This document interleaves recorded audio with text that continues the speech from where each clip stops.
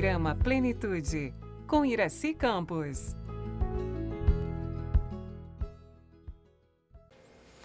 Nós nos preocupamos com tudo ao nosso redor. Nos preocupamos com filhos, familiares, amigos, com a saúde dos outros, com objetos, tomar conta de tudo. Mas com a nossa saúde, a gente sempre deixa um pouquinho de lado, não é isso? Pois é, no episódio de hoje do nosso programa Plenitude, vamos falar sobre o Novembro Azul, que é sobre a saúde do homem. Olha como é importante. E entender que a prevenção e o autocuidado fazem toda a diferença para a saúde masculina. Nosso convidado de hoje é o Dr. Marcos Santos. Ele é geriatra e diretor da Oncologia da Rede D'Or. Seja bem-vindo ao nosso programa, Dr. Marcos. Obrigado mais uma vez por poder estar aqui com vocês. Sempre bom poder bater esse papo. E falar da saúde do homem é mais importante ainda, né? Porque, como você falou bem no começo, a gente está preocupado com passeio, com viagem, com uma roupa nova, com um carro novo, no caso do homem, né? Da camisa do time que ele quer usar de vez em quando. É isso. Né? Mas marcar aquela consultinha com o médico para ver se está tudo bem. A minha sensação que é assim, a mulher fica falando, olha, precisa ir ao médico, precisa fazer isso, precisa fazer aquilo. Não, eu tô bem. Olha, eu tô sentindo isso. Ah, vamos no médico. Não, isso não é nada, não sei o quê. E, olha, escorrega de tudo quanto é jeito. Impressionante. Parece que tem um medo, assim, negócio que é instintivo, né? Total. Parece que vai chegar no médico, o médico vai lá prender ele de alguma forma e tal. Mas às vezes deixa pra frente, né? Aí acaba dando problema. Você sabe, doutor, que eu estive num médico, numa dermatologista hoje com meu marido, e aí ele tinha um negocinho que tinha que tirar. Ela falou assim, precisa tirar isso daqui, é um pontinho e tal. Ele olhou para ela assim, já pálido, falou assim, mas vai tomar anestesia? Ela falou, claro, vai. Geral? Eu falei, caramba! Eu falei, o que é isso? Você sabe que umas 2 semanas atrás, a minha esposa me levou também para fazer um mapeamento, para ver se tinha alguma coisa. E eu tinha uma verruguinha aqui na coxa para tirar, que eu tô para tirar um tempão. E a médica era minha amiga, né? Aí eu falei, aproveita, tira isso logo e tal. Ela falou assim, tudo bem, vou tirar. Ela começou a contar para mim que estava com um homem falando, estava tirando um sinal da cabeça também. Aí alguém ligou para ele, pegou o telefone, não posso falar agora, estou tirando um tumor da minha cabeça. O homem é muito dramático. Que fazendo, né, um negócio, né? Cara, é o jeito do homem, né? O homem já... É um drama. Sempre tudo exagera, né? E o medo, né? E aí ela ainda falou assim, não, mas olha, eu vou te indicar para você fazer um mapeamento, tudo, para ver. Depois, aí a gente volta e faz esse sinalzinho. Ele veio, ai, posso levantar? Assim, tipo, ai, tô salvo. Não vai eu ser falei, hoje, gente, né? que drama. Que medo, né? Que medo, né? Mas é assim, né? Você sabe que essa semana passada eu estava dando uma palestra sobre Outubro Rosa Azul, né? Tá falando das duas coisas. São 2 épocas do ano que a gente consegue falar muito de prevenção.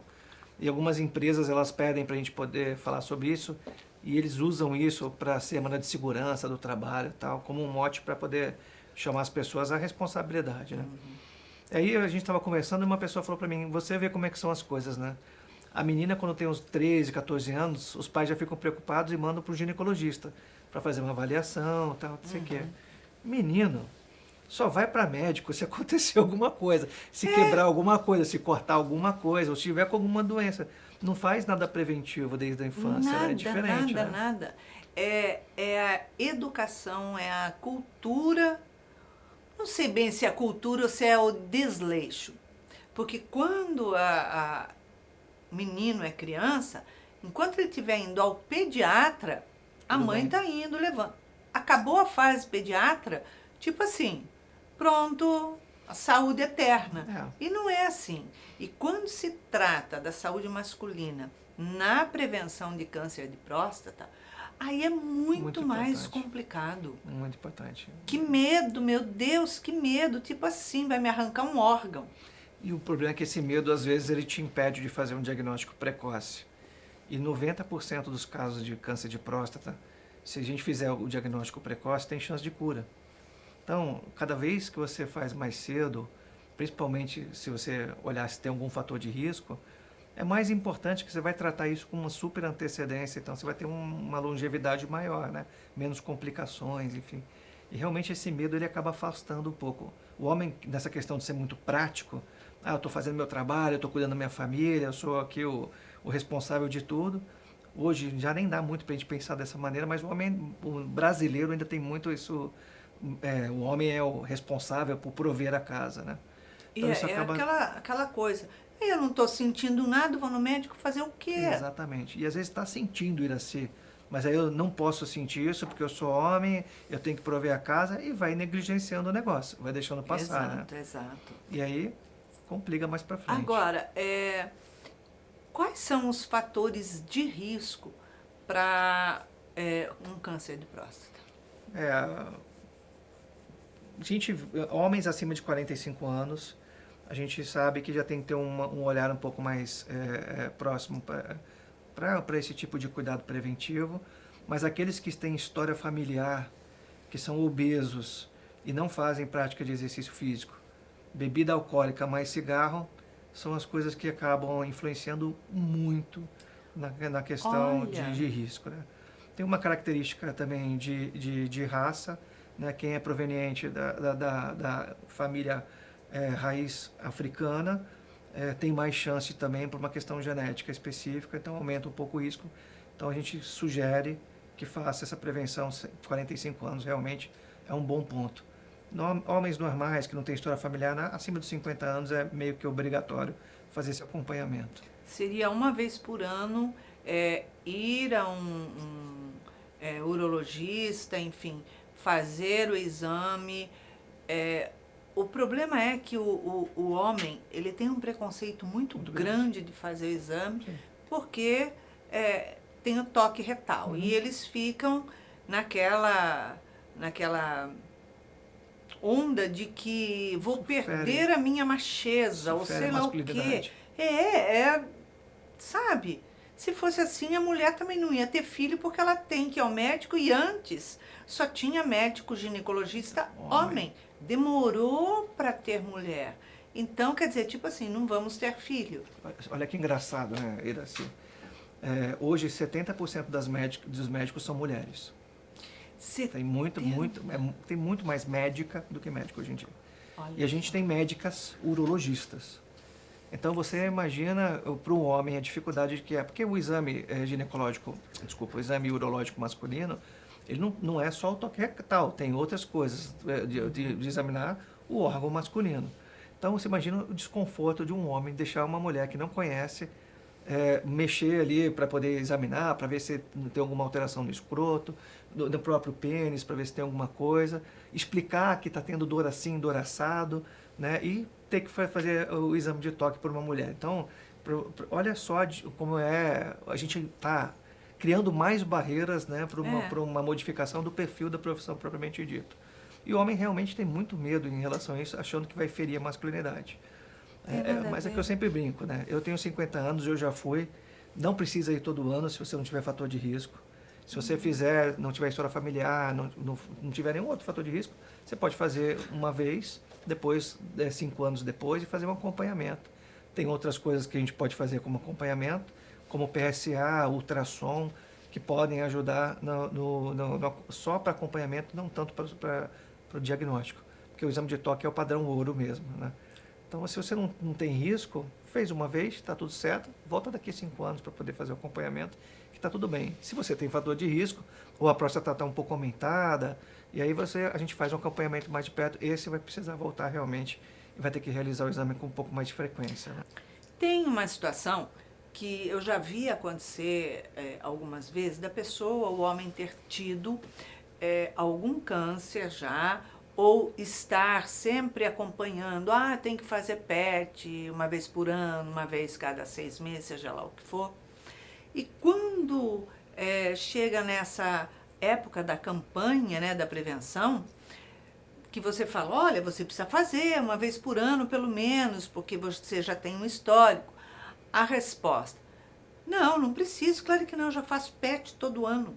Então, faço PET cada 6 meses. Então, se tiver alguma coisa, assim, foge, justifica. O exame, o PET, ele realmente ele mostra todas as imagens e até justifica, ele vai mostrar se tiver alguma alteração, né?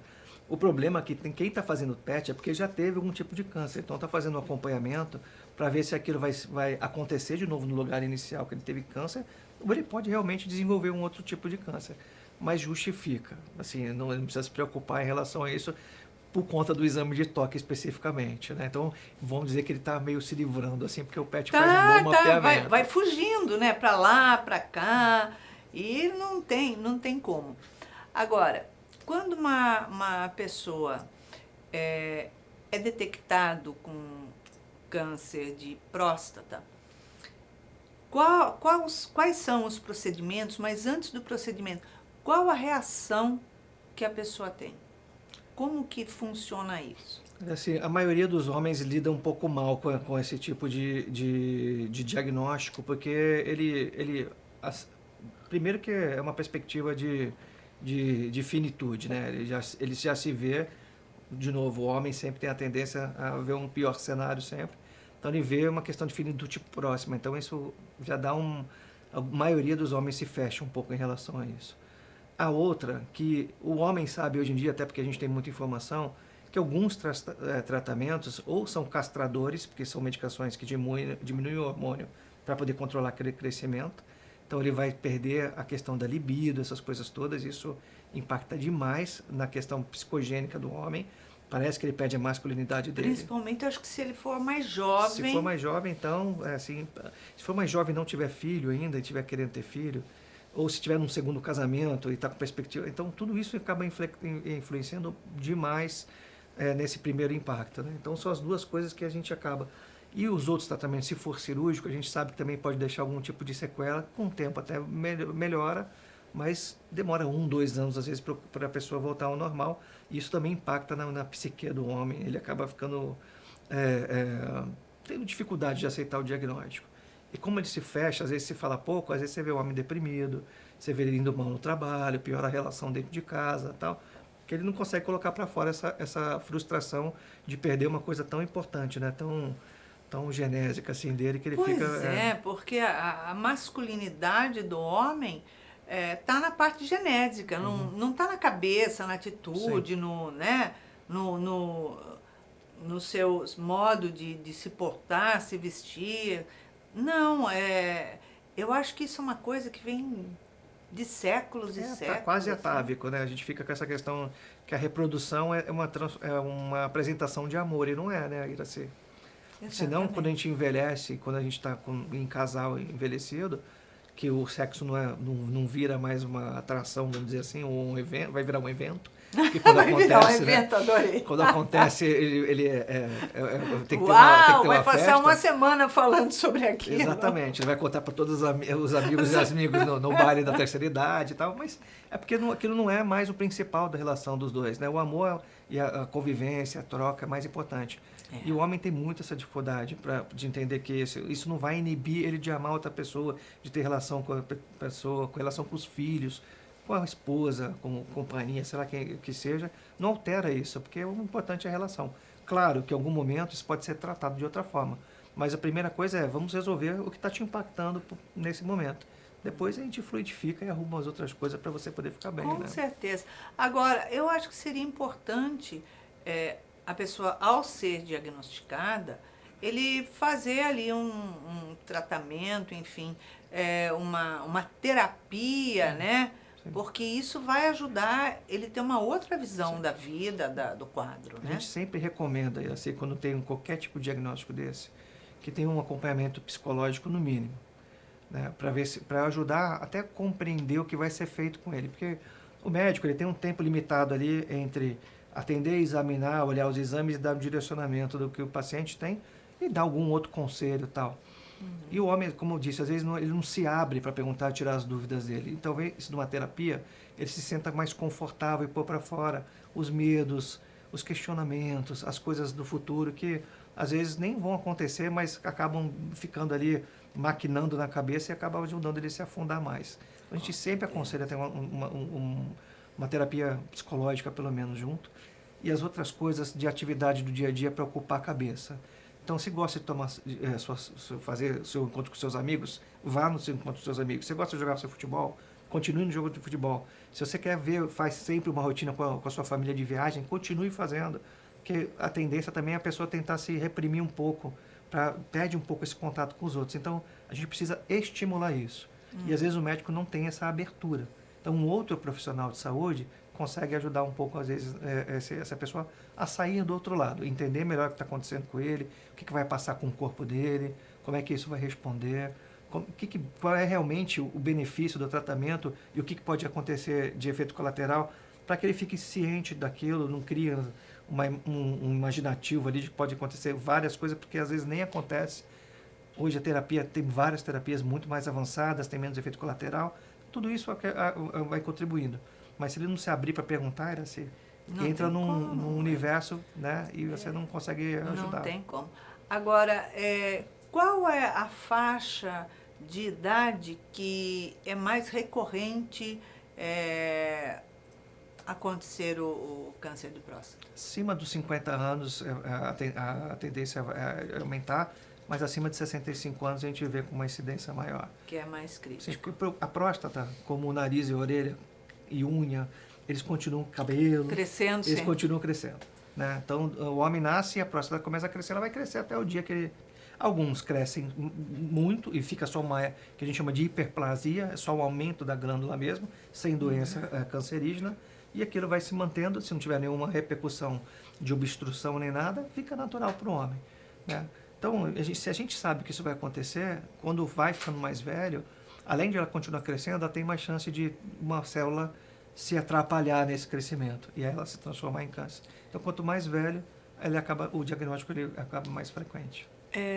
Outra pergunta. E como é os sintomas que a pessoa que não faz exame, não faz nada, o que é que ele pode sentir que pode indicar, né, que tem alguma alteração?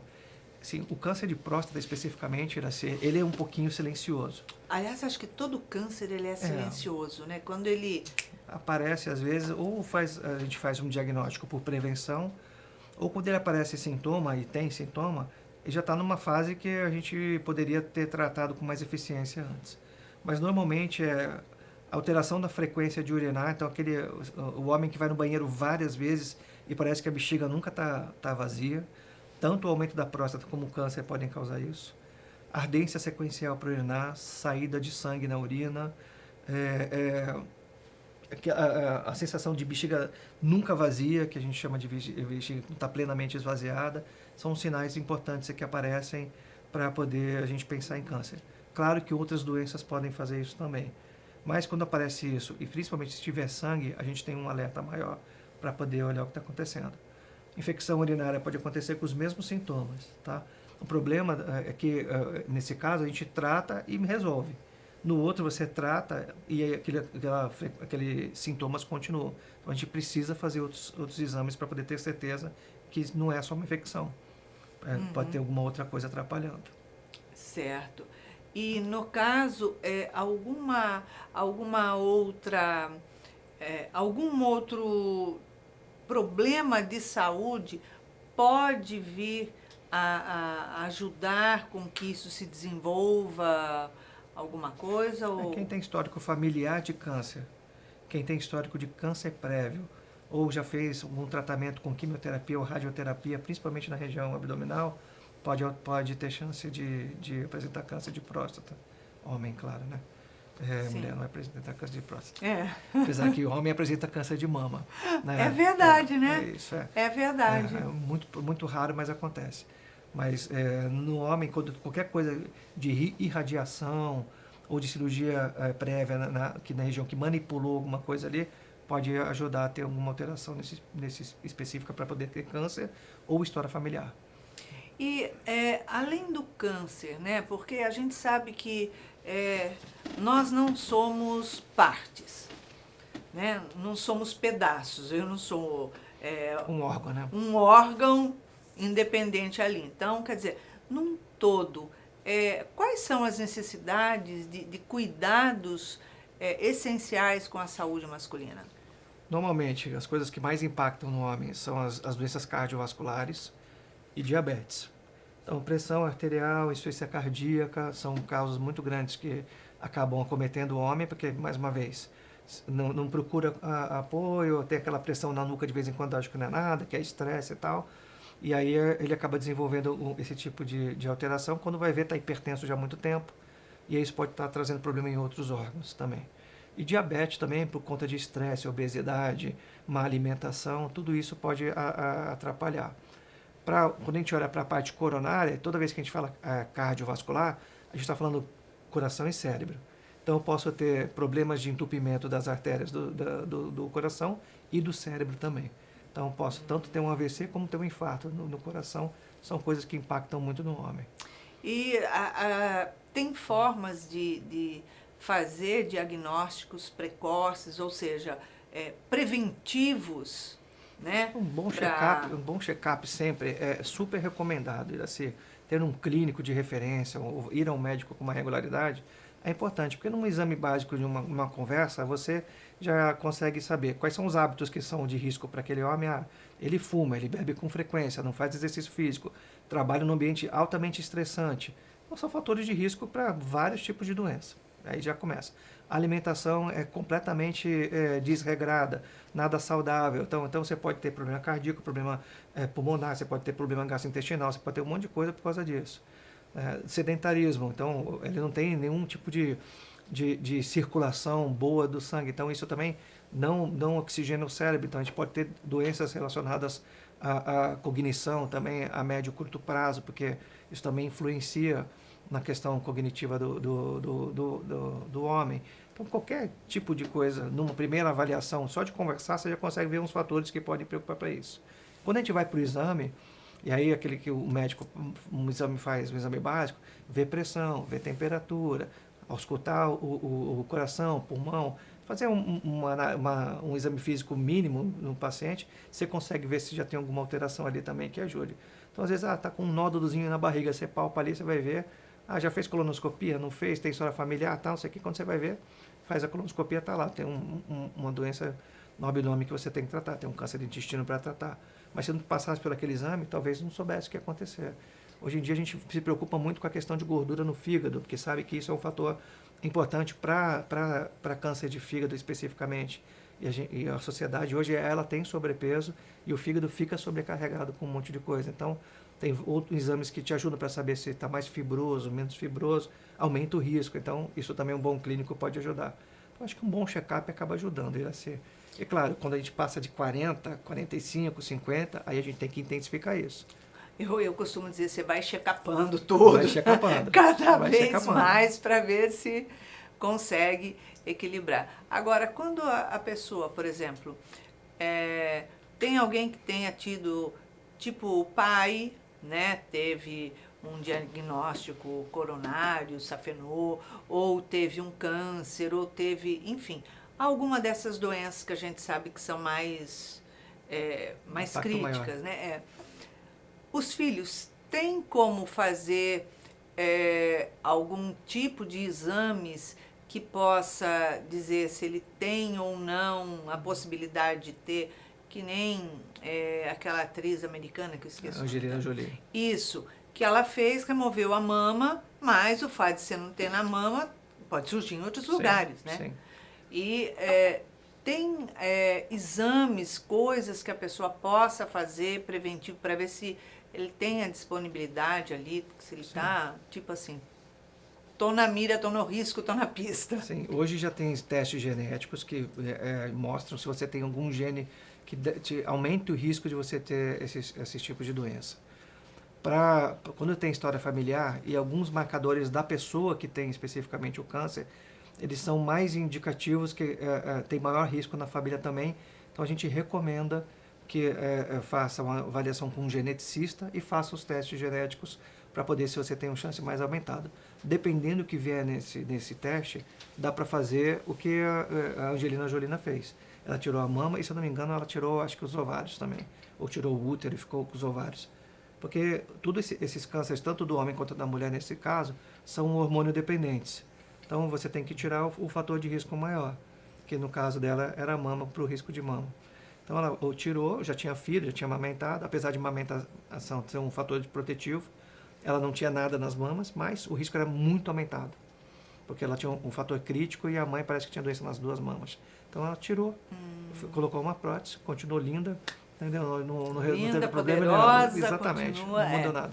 E vai ter uma vida lá pra frente. O que não quer dizer que ela não tem que fazer acompanhamento, porque ela pode ter outros tipos de doença. E alguns testes hoje mostram isso também. Qual é a probabilidade que você tem de ter hipertensão depois de mais velho, ou ter diabetes, apesar de você não ter história familiar fraca, ou de ter Alzheimer, ou de ter algum tipo de câncer. Tem uns testes que abrem um mapeamento e te dão essas probabilidades. Esses mapeamentos podem ser feitos logo na infância, quando é criança, e não tem que ser feito dali, sei lá, tantos anos, porque a gente vai mudando, né? Sim. A alimentação faz com que muda, o próprio clima, enfim, tudo. Como isso é do gene, ele já vem no nosso DNA marcado.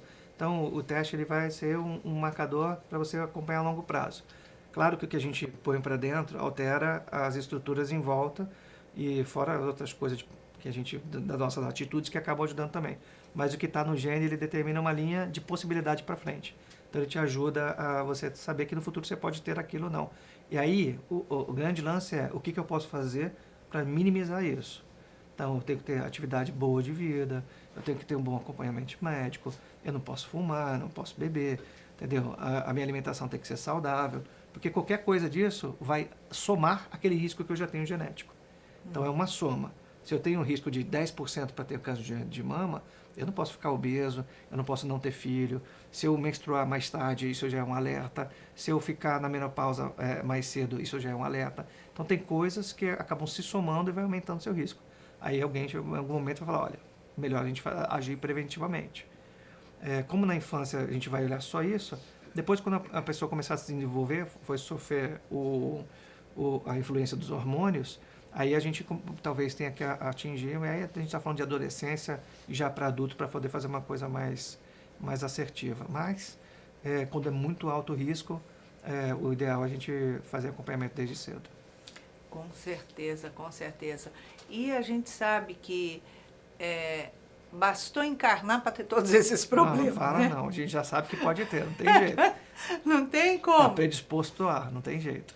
Por isso que tem espíritos que falam assim, não, não quero encarnar, não quero. Né? Outro fala assim, nossa, quero ir para a luta, mas eu posso ajudar a trilhar isso daí para que eu não tenha determinadas coisas. Porque realmente o corpo é uma máquina. Sim. Né? Embora seja o espírito que comande, mas o corpo é a máquina, a gente tem que cuidar bem. Passa muito rápido, Rapidinho, né? Rapidinho. Muito rápido. Doutor Marcos, obrigada pela sua presença aqui com a gente. Uma alegria. Muito bom. Lógico, lógico. Cuidar da saúde é um ato de alto amor. Nós precisamos estar atentos, principalmente os homens, porque as mulheres têm o hábito natural de cuidar da saúde, mesmo porque ela é co-criadora, ela é mãe, então ela já tem aquele caminho traçado. Mas o homem não. Então, ele precisa passar a olhar um pouco mais para dentro, ao invés de continuar olhando somente para fora ou ao seu redor. Cuide-se, ame-se, vá ao médico, não tenha preconceito, seja você, porque você é a pessoa mais importante da sua vida. E para que você tenha uma semana de muita paz, muita alegria, deixamos aqui um super beijinho carinhoso e até o nosso próximo programa Plenitude.